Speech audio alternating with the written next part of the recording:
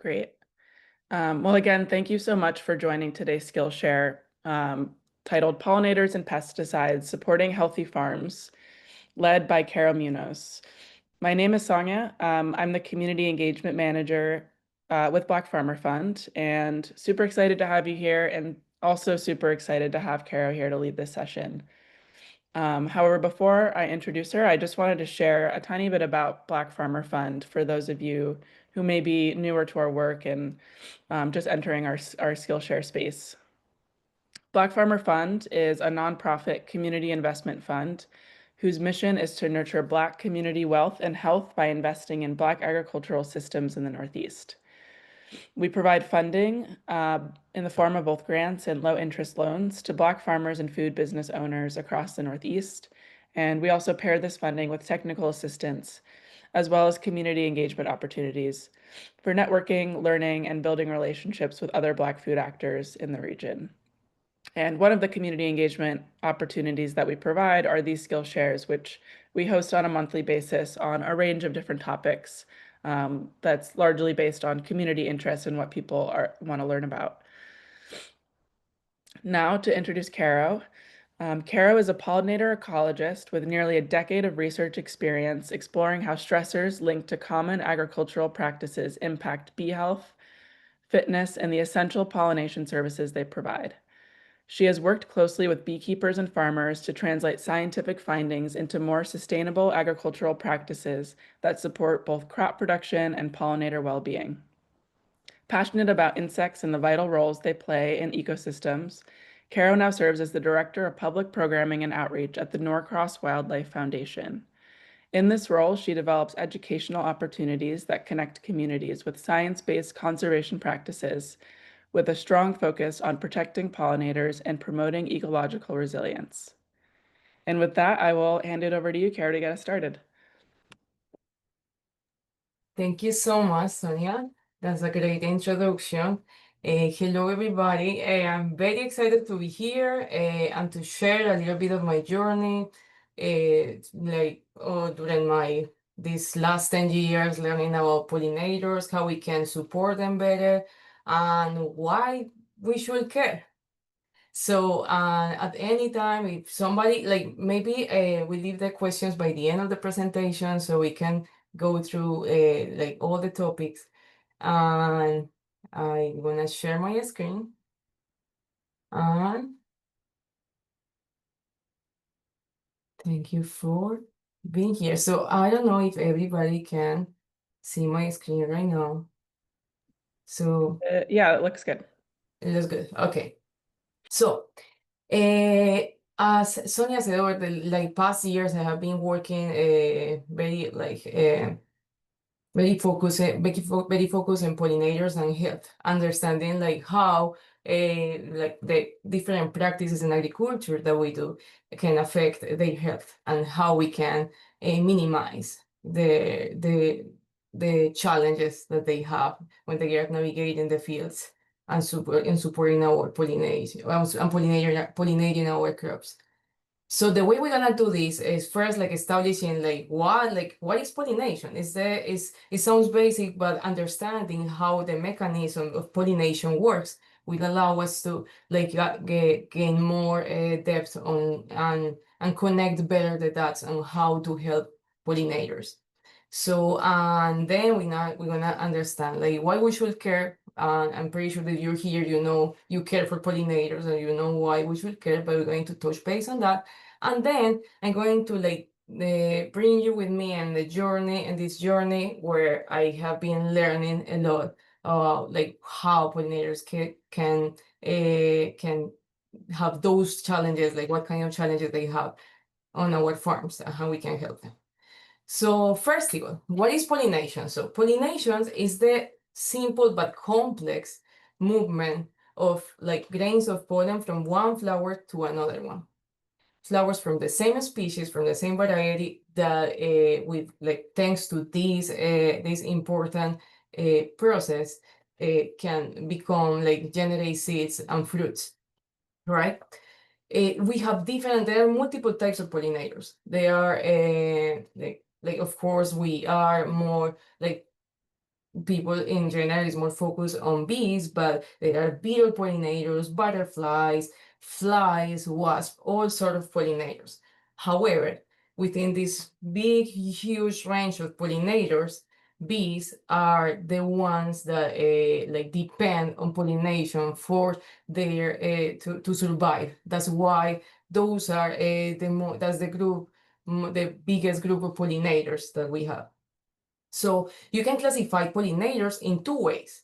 One is depending on how, like what they eat, and another way is depending on like how they live.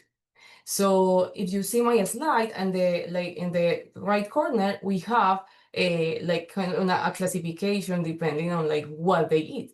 So there are pollinators that are very specific. They require a very specific diet, which means that they cannot eat all sorts of flowers. For example, squash bees, we call them squash bees. These are tiny bees that are specific, solitary bees that have a very specific diet that only can eat pollen and nectar from squash, which means like their babies wouldn't grow and wouldn't develop right if they eat other things. So whereas we have other pollinators, other bees or pollinators that are more generalists, that they can feed from different types of pollen, and having all like this diversity of pollen gives them like different nutrients that can help them to grow. Bumblebees are also are within this group of bees that they can eat many different things. So this is so I want us to get like to think about the challenge that the solitary bees or like these specific bees have when they only depend on one type of food, right? So if you only eat the squash and that's all you can eat, so you don't have enough, or if the quality of your food is not good, then you cannot develop very well, right? And depending, the other way to classify pollinators is according to where they live, like how they develop their nest. And so we have two big groups. So one group is the social bees, that they have groups, they have different tasks, and they work as a team, as a group, with different type of tasks or chores in the colony to make sure that everything happens, right? And you have in the other side these bees that are solitary. We call solitary because they don't have a supporting group to do everything to survive. They have to get their food by themselves, like locate their resources, like build their nest, lay their eggs, and they take care of their nest and do everything on their own, right? Which like that means like they have different challenges. And from all the 20,000 species of bees that we have in the world, most of them are solitaries. Three-quarters of bees are solitary. So let's start thinking about that. So why we should care? We should care because bees from well, we have like all this assortment of pollinators, right? They these tiny little animals are we depend on them, like not only our food supplies but our ecosystems depend on these tiny things. Even though we have technology right now, we have different tools to make things easier, we still depend on these tiny animals for pollination, pretty much bees. So a way, not a way, like a broad way to see it. So diversity. Think about this. From all the plants in the world, 90% of the plants in the world have flowers, right? There are plants with flowers and with no flowers. 90% of all the plants have flowers. And from those 90% of plants with flowers, 87% depend on animal pollination. They need assistance to get, like, to become, to develop fruits, to have seeds, to reproduce. And like most of this task is developed by insect pollination. So that like and think about like these numbers for you to think about. I want you all to think about what does it mean in terms of diversity in our ecosystem, our not only our farms, but also in general our forest. And food security, of course, like thanks to them, to these tiny animals, we can feed our people. We can have a life. 3/4 of the food, all the food that we eat is pollinated by insect pollinators. So like that's, and this is like the typical picture. I know, I'm pretty sure you have seen them at least once, with like how our diet will be with and without pollinators. So without pollinators, that you can see in the picture to your right, it's like empty. It's pretty much like some things that, like, maybe some roots, things that you don't need, like don't need pollination.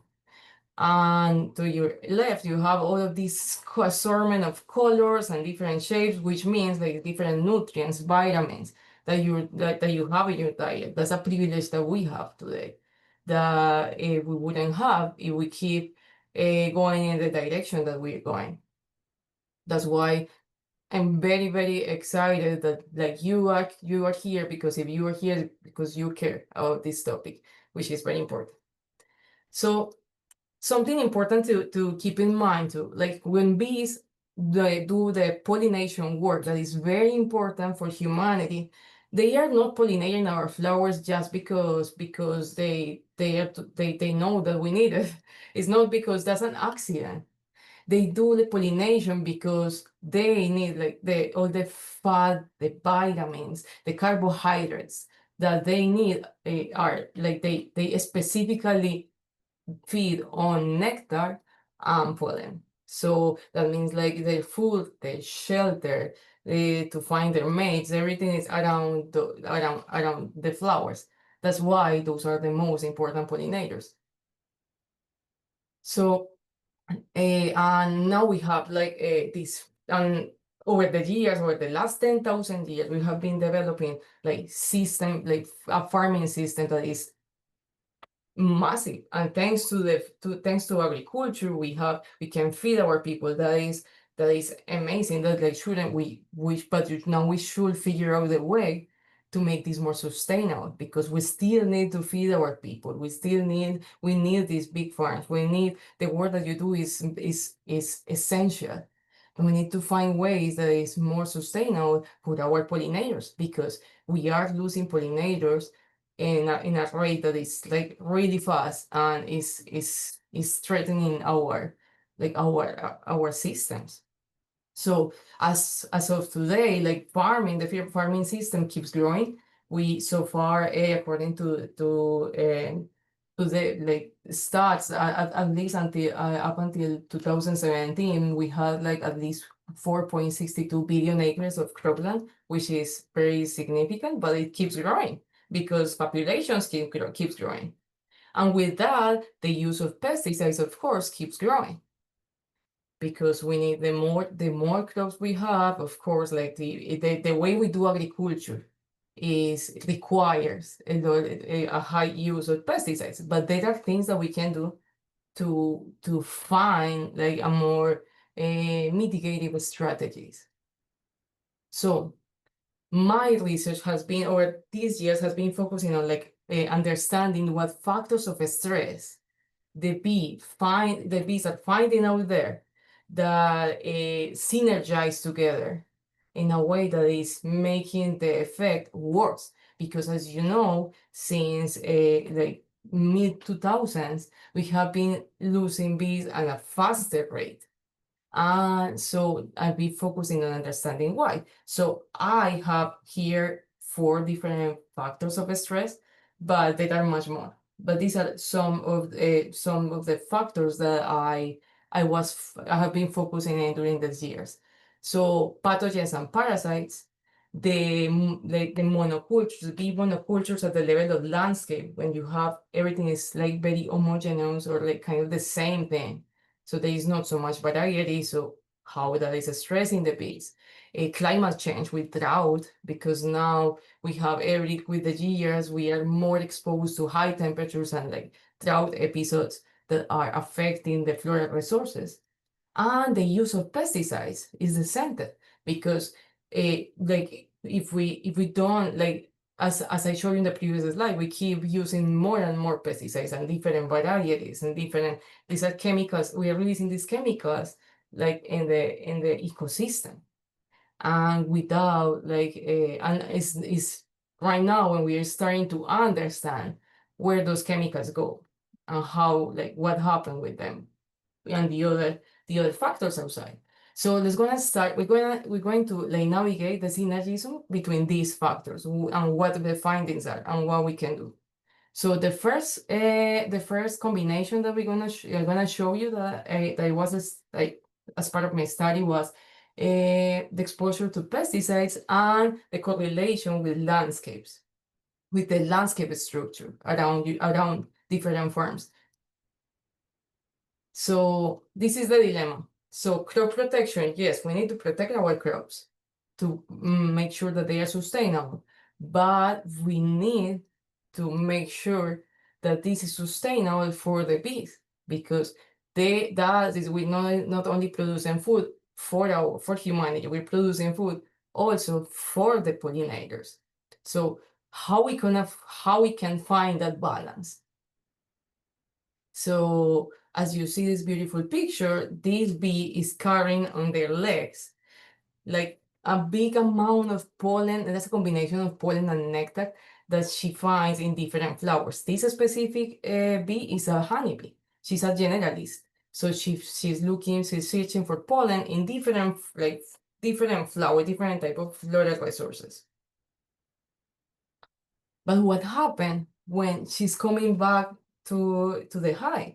So unfortunately, they cannot detect what kind of pesticides they find out there. So if the pollen is contaminated with something, they're gonna bring that something, that pesticide, as part of the as part of the mix in the pollen that they are bringing from the flowers. And that is how, and with that pollen, they're gonna feed their growth, they're gonna feed their babies. So like the whole process is like from the moment of like from the moment of like from that moment of interaction, the first interaction of that the bee has with the pollen, like that's exposure, she is exposing herself to that pollen. But in addition to that, when she's bringing this food to their babies, it's exposing their babies to. So that's like I'm emphasizing on this. So for you to like observe in general how this gets super complex because you have a bunch of different pesticides mixed within this pollen and you don't know the amounts. We don't know like how much pollen is accumulated there. It depends on like which flowers they were navigating. We're talking about honeybees in this example, and they are generally so they bring in pollen from everywhere, right? That means they are bringing different types of pesticides and concentrations from everywhere. We don't really have much information about it. So in my first project, in one of my projects, what I did was I used honeybees because I wanted to understand how the level of contamination around like apiaries in Massachusetts. So what I was doing is like the good thing with honeybees, they are very like good. They help you they are like kind of like bioindicators because they can fly. They are long distance foragers, so they can go as far as like 3 kilometers. I have found literature that says that they can go even like 5 kilometers from their hive, which means that they can give you a good estimation of what they find around if you study like what the products that they have inside. For this particular project, what I did was I analyzed the honey from like different apiaries that are across Massachusetts. So my questions, I had two like big questions. One was to understand if there was any correlation between the landscape structure around the apiaries and the level of contamination in the honey. And I also wanted to understand if the amount of pesticide was toxic, because one thing is the amount of pesticide that you find, to say in other words, the one thing is the poison that become like very toxic if you like drink bigger amounts, it depending on how toxic the element is. So there are elements that they are pesticides that are super toxic, that like just a tiny amount will be toxic for the bee, and others that are like they can have a lot of big quantities and it won't be as toxic. And you have another problem. Some pesticides that mix and create synergies. And even though like they are not toxic by themselves, when they mix, they become toxic. So it's a lot of complexities like that happen inside the hive. And also a great opportunity to understand the contamination in the landscape around.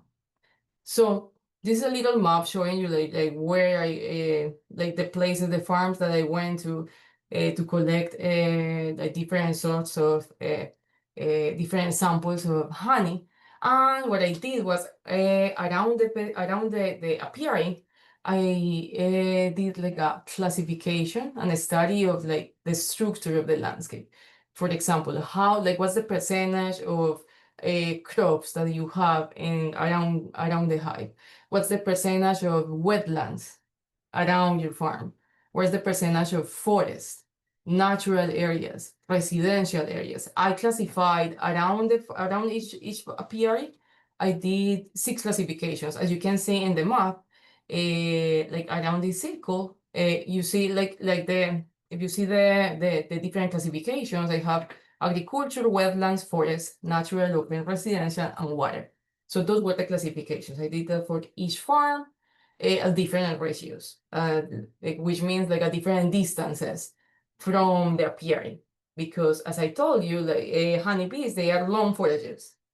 So I wanted to know like if there was any correlation with the contamination and like the farthest that they can go, like 2.5 kilometers, 1 kilometer, and 500 meters. And I did like analysis, pesticide analysis to understand an amount of pesticides and how toxic they were. So what I found 4 different interesting things. So first, oh, and also like I wanted to have a point of comparison. So what I did is I went to the store and got a bunch of other like commercial honey, and I did the same. I did a pesticide analysis to compare the level of contamination. So what I found is that the honey in the store has more is significantly more contaminated. It has more pesticides, more number of pesticides, different and a higher amount of pesticides than the local honey. Now for the as you can see in the first 2 lines. So which is pretty interesting. The problem in that part of the analysis is that I didn't have the landscape, like all the farms, the stores, like or the farms that these commercial brands were collecting the honey from. So I couldn't do the landscape analysis for the commercial brands, but I did it for the local farms. So what I found is like they do have pesticides, but less than the stores. They do have there is contamination in the landscape around. So, and now in a minute, I'm gonna show you which part, like what structure of the landscape show us a higher concentration of pesticides. Another thing that I found is this pesticide is called piperonyl butoxide. It has a weird name, but that pesticide is the first time that I saw that pesticide like it's showing in high amounts. So here is one thing very interesting. This pesticide in particular, this is those type of synergistic. It's a pesticide that by itself it doesn't do bad to the bee. It doesn't damage the bee, but when it's combined with an insecticide, even a little bit, so it boosts the effect. So it creates a more negative effect, even though by itself is not. So I found that pesticide in significant amounts. So as you see, look, what you see in this graphic is that the comparison between local honey and store honey. So as I told you, like the honey in the store have more pesticides, but also have much more of that particular pesticide. So keep in mind that that pesticide has synergistic effects. So this pesticide is used in combination with insecticides to boost effect. So now let's go to the landscape composition. What I found is that, as you see in the first graph, you can see that the percentage of agriculture around the farm was possibly correlated with the amount of that pesticide that is causing a synergistic effect. It's interesting because, in other words, the more agriculture, the more of this pesticide the bees will find. But interesting, I found that the more wetlands around the apiaries, the lower the amount of these pesticides. Not only this, I also found that in general, more wetlands, less pesticides. That is very interesting. That's something that is good to learn from us. So we need to take good care of our wetlands. They do so much, they clean so much. They are super significant. So, and I found that wetlands, even like if the wetlands are like 2.5 kilometers from the height or 1 kilometer, they still were causing a very decreasing the amount of pesticides and the amount of this particular pesticide, which is very interesting. And in general, this graphic is to show you also, like in the right, you have like the percentage of agriculture still like possibly correlated with the accumulation of pesticides, more agriculture, more diversity of pesticides, and more wetlands, less diversity, less accumulation of pesticides. That is like that is in general for landscapes and pesticides. Now we're gonna see between I was looking or learning about the combination, like what happened with the bee is exposed to pesticides and parasites, like what was the effect for the bee. So bees find a lot of parasites on the flowers because in general they defecate on the flowers, and then like when they eat and they defecate on the flowers. So that means that the flower offers food to the bee, but also is a source of diseases, to say it in. Yes, that's what it is. It is also they can also get sick because their food is contaminated. So I wanted to know if, okay, so now we know that like more agriculture, more pesticides, like bees are finding those pesticides when there is more agriculture. But what if finding the pest, like besides finding the pesticides, they find the parasites or pathogens. So this is what I found. So I'm focusing here in one type of pesticide that is, I don't know if you have heard, I'm pretty sure you have heard about this, they are called neonics. Neonics are highly used in agriculture to control pests. They are very effective and they are supposed to be safe for the bees. But the problem is that these pesticides, these systemics, these neonics are systemics. They go inside the plant for all the vascular system, and they infuse all the tissues, including the flowers. So when the bee go to the flower, they sip on these different amounts of this pesticide.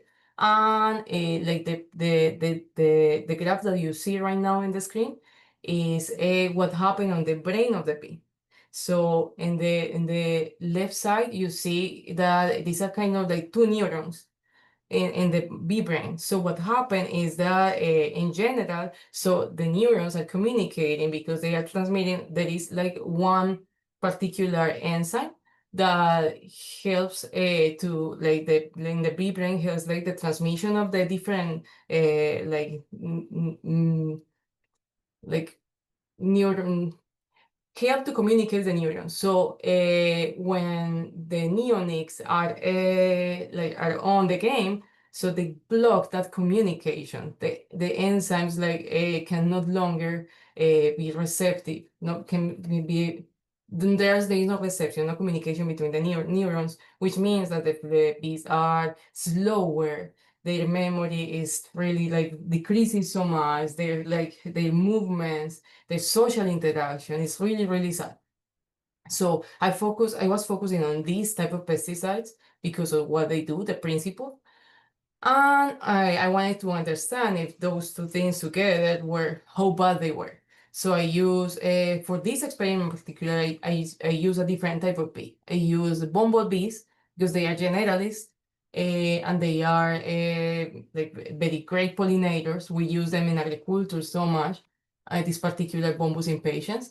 And Criteria bombi is a particular parasite that is very, very significant bumblebees. And this particular parasites in Bombus impatiens is very important. And thiamethoxam is one of the neonics that I use that is highly used in the country in the world. So I wanted to know like the synergies on what happened when the bees are exposed to those two. So one thing that I found that is very sad is that the bees, the rate of survival is very low. After the first 2 days, 2.5 days, like at least 60, we had at least, we lost at least 40% of the population. So, which is pretty significant because, and like my experiment, the way I did this experiment was on the lab. So I was exposing the bees to like the two factors, to the pathogens and different dosages of the pesticide. So I found that on the high exposure is still a dose that is recommended, that is used in agriculture. And they were dying when they were exposed to these two factors. The levels of consumption, like they eat less. They eat less when they are exposed to this pesticide. Eating less means that they can have issues with malnutrition, and they might not be feeding their babies in the proper way. They decrease the mobility. That means like they interact less. So as I took observations of behavior in the lab, and you can see how the bees, like through the days after the second day, they get slower, they don't interact with each other, they are kind of isolated. They also drop some tasks. So as you, like bumblebees are social, so they have different tasks within the hive. And I noticed that they just stop taking care of the babies. They don't feed them in the way they have to. That means that the possibilities of success for those colonies are very low. So in summary, like with these two factors, definitely like the co-exposure to neonates and parasites is negative. It decreases the survival, they feed less, and they don't take care of the babies. So, which means like, and we need to understand more what happens because there are a lot of complexities. I was focusing on one type of pesticide and certain dosages, but there is much more that we need to learn about this. And the last factor that I wanted to explore was drought. So what happened when we have these drought seasons, and like how that creates an effect that can be negative for the bees through the flowers. So what I did was, this was an experiment in a greenhouse. So I focused on 3 different crops. So I took a cotton, flower, and a sunflower and squash. So what I did was to purchase these seeds with like pre-treated, like these are seed treated crops. So you can purchase these like from different providers. We already with the label that says treated crops, like treated seeds, and they have been treated usually with systemics or neonics. So the way the neonics work is just like when you get the seed, as you see that seed with that color like purple, that means that they were treated with a pesticide. So when you plant the seed, when the seed germinates, all of those molecules, they get inside the vascular system and they travel through the stem, all the leaves, and the flower, unfortunately. So, and this is the seed-treated crops are very common, are widely used because that is a way for you to like avoid spreading, having to spray these chemicals that are highly toxic. So I did this. So I planted like these 3 crops. Like it was like almost 100 plants per crop.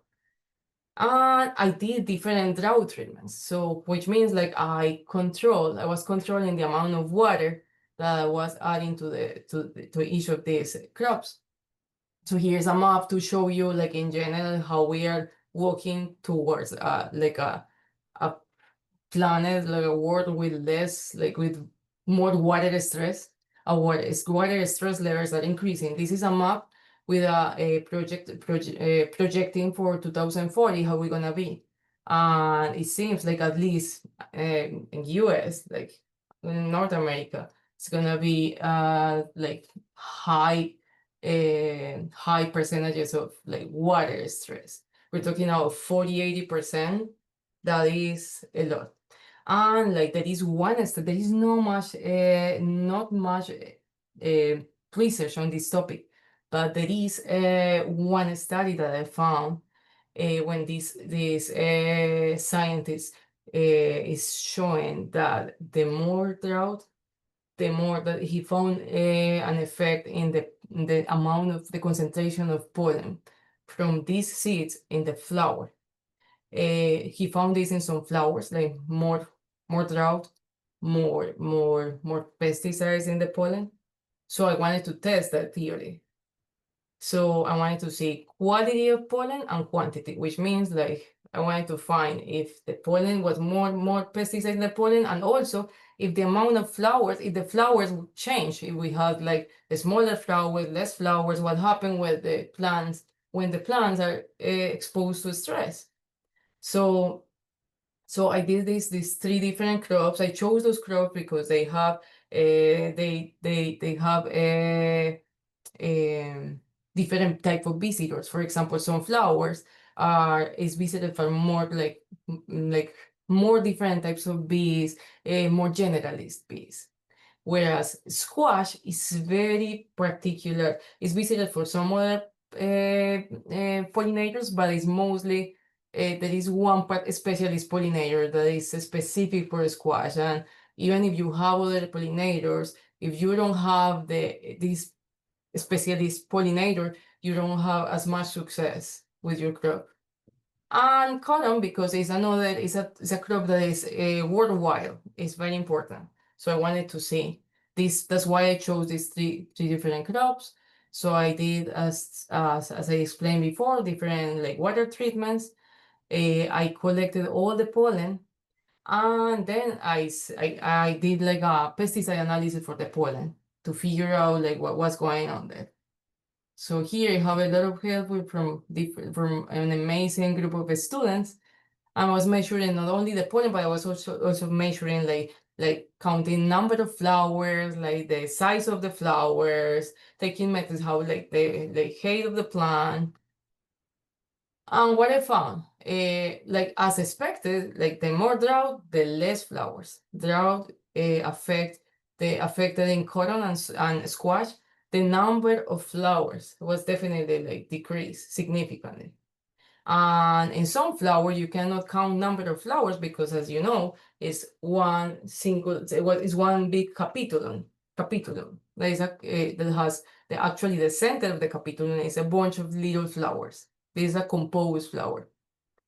So, like for sunflowers, I found that the corollas, the capitulums were smaller with drought. So, which means like less floral resources under drought stress. And on top of that, we did find pesticides in the pollen. However, we couldn't find a correlation of drought with the amount of concentration of pesticides in pollen. But look at this. From the 3 crops, squash had so much Like almost all the treatments, almost all the flowers had pesticide residues, and not only that, the residues. I'm gonna come back to the previous slide in a second. So not only that we found a lot of like in almost all the treatments we found pesticides in the squash. Also, like the amount of pesticides that we found was like toxic. There are ways to measure the level of toxicity, as I explained before. So it's not like that you find the pesticides, how much in correlation with the level of toxicity. And we found in all the treatments levels of pesticides that were toxic for the bees, which is something to keep in mind. And keep in mind that this was for the squash, not for the other crops. Basically, like particularly for the squash. And the squash is a flower that depends on a very like specialist pollinator. And in this slide, I just want to show you how like all the highlighted pesticides that you see like in red is to show you the variety of different pesticides that we found. So as you see to your left, you find like each crop with the amount of pesticides that they have according to the seed treatment, like the label with the when I purchased the seeds. Like the label said, like, okay, this is what this is the treatment that we did to the seeds. But in the right side, when you see what you see is like a way of the higher list of different pesticides. We find much more things.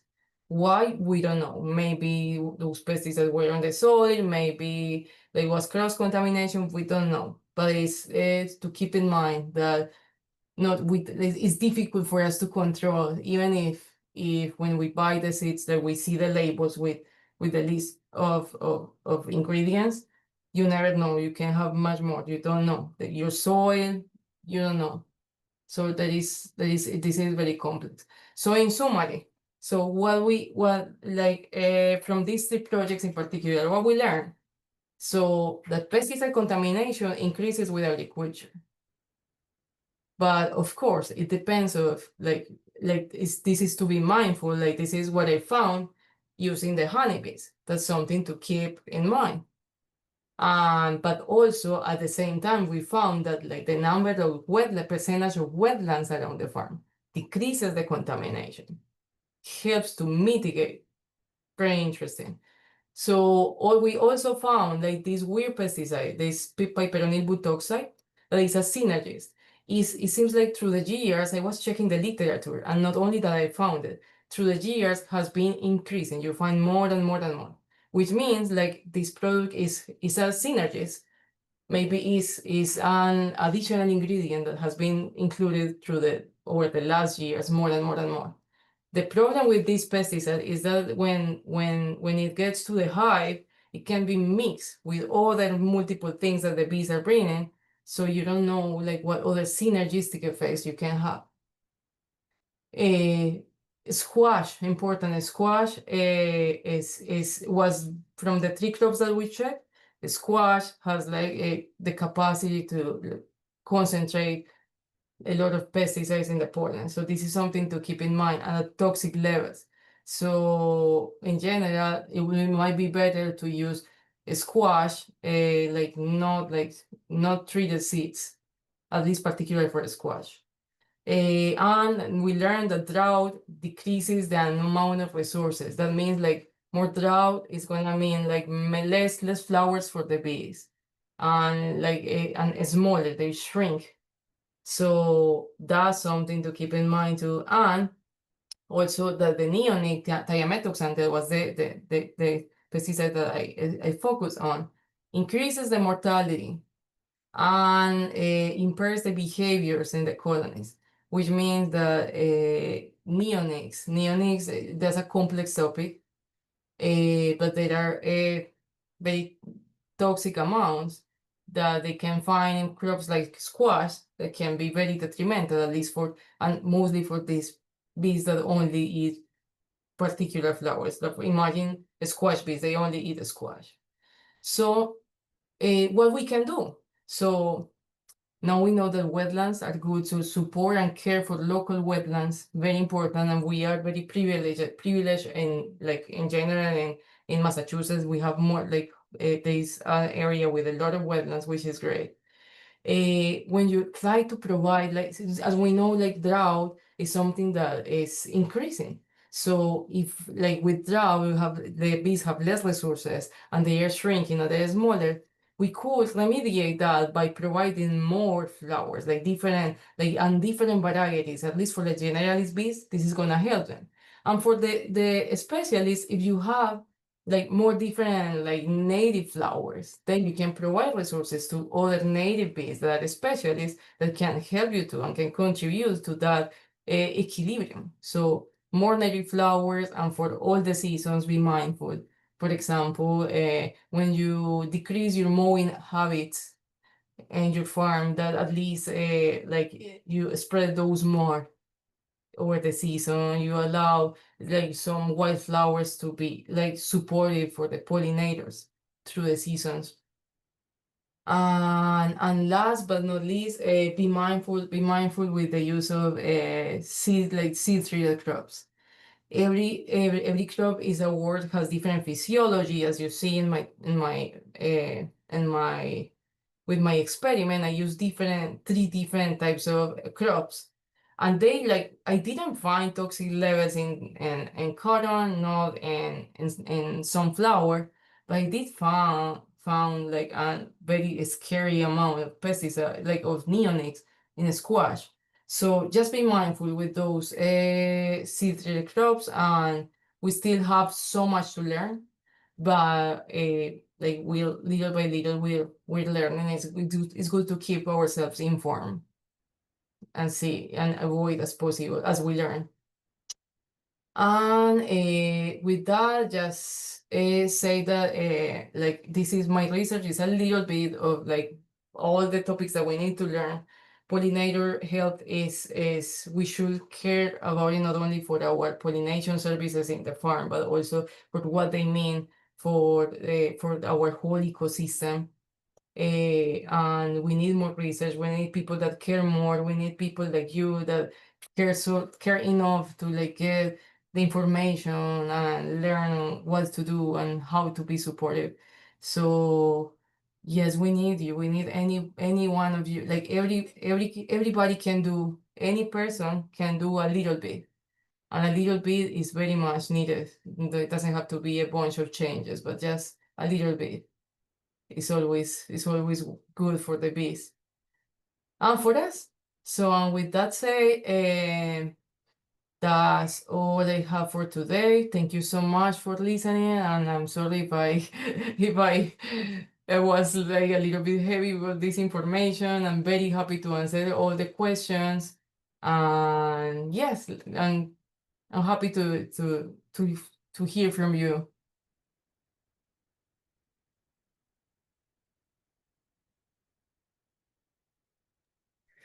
Thank you so much, Caro. It looks like we have a question in the chat. Okay, let me see. Oh, I see. Yes, yes. Or we keep our bees near the wetlands of the farm. Yeah, that's great. That's great. Yes, that's excellent. Okay. Did you test different types of squash? I know sometimes squash get cross-pollinated. Uh-huh. Yes, yes, that's a very interesting question. So I did not because for time and resources. So I wish, but like this is the thing. So I didn't measure if when there is cross contact, like cross pollination, if the bees carry like enough pesticide to contaminate the other flower. However, it is a fact, like we know for a fact that they do carry those pesticides. They do.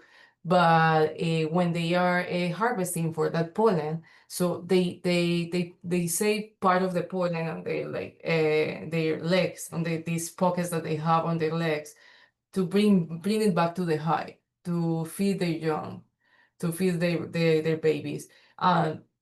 like the rest of the pollination is an accident. So I'm not sure. I will say that they might carry like a molecule, some part of the pesticide, yes. But that's a very interesting question. I'm not sure how much of that is true, and yes, but it's a very interesting question. Coding for my grandma. Oh, thank you so much. I'm very happy to hear that you guys learned something. Do you look at any specific herbicides and the impact of bees?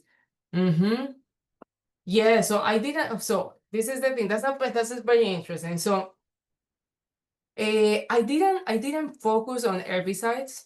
I focus on insecticides because those are more toxic for bees. But I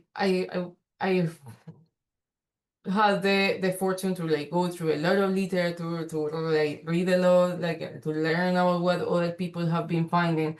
And in general, herbicides like are not correlated with like bee survival, like with some like effects for bee health. But we don't know enough. I will say that we don't know enough because as for now, for example, right now we know that some like fungicides can be like create synergistic effects with some insecticides and create a very like super damaging effects for their health. So I wouldn't discard that possibility that some herbicides can be detrimental. But I haven't found like a particular correlation with any herbicide, but that is like I found a lot of herbicides, like at least the amount of herbicides that I found, like a lot. Like most of the pesticides that I found were insecticides, but herbicides wasn't what were next on the list. So just because we don't, I would say that we don't know. We need to learn more about that. Yeah, that's very interesting. You're welcome. I'm very happy to hear that. And anytime, like if you have a question and you want to send me like a message or an email or something, I'm going to have my email in the chat. And and please reach out. I'm very happy to answer questions. And also, I'm working in Northwest Wildlife Foundation doing programs for educational programs where we learn about like not only bees, also like wildlife, and we're creating programs for to learn about the importance of like restoration projects for the forest, for the birds, for different insects. So please reach out and link. I would love to hear from you. I'm gonna write there now, write right now my email because I want you to reach out. Across wildlife. Okay, that is my email. And yeah, let me know, or if yes, anything. I'm very happy to help, to hear if you want me to maybe visit you in your farm, and maybe like we can explore some challenges that you're finding. I'm also connected to UMass, and there are a lot of like undergrad students looking for like good projects to do. So always, like science, like science is not only for the schools over there. Like we people make science. Like these questions that you have are amazing. So please, would you work with people? Actually, I have a friend that just moved to Virginia. So I'd be very happy. I travel a lot, so if there is anything, maybe like next time I'm going to visit my friend very soon. I'd be happy to like let you know, and I will work with people in Virginia. Yes, that's the short answer, because I love this, and I love community, and that's how we learn. That's why I'm very excited for this space, because this type of research is not only for the paper, or it's not only for the school. We need this information so to take action and do something. So, and we create we create science like this, like when we are a group, when we communicate with each other, when we work together. So I'm very, very happy to always, like, don't hesitate to reach out. I'm very happy to be there for you. And curiosity is the best friend of science. And science helps us to learn and understand and do more things. Like if we use it right. Yeah. So if if no one has more questions, I think I'd be here. Yeah. If you want to reach out, anyone want to reach out. And yes, I don't know, Sonia, you have anything else? Yeah. Well, first of all, thank you so much. This was an amazing session. I also learned so much. I just wanted to make a note that I'm going to follow up with the recording, and also I can include your contact information in that email, Yes. along with a little survey about your experience in the Skillshare. So keep an eye out for that. And yeah, just thank you so much for coming and engaging this afternoon. Yeah, thank you so much, everyone. My pleasure. Have a beautiful rest of the day. Bye bye.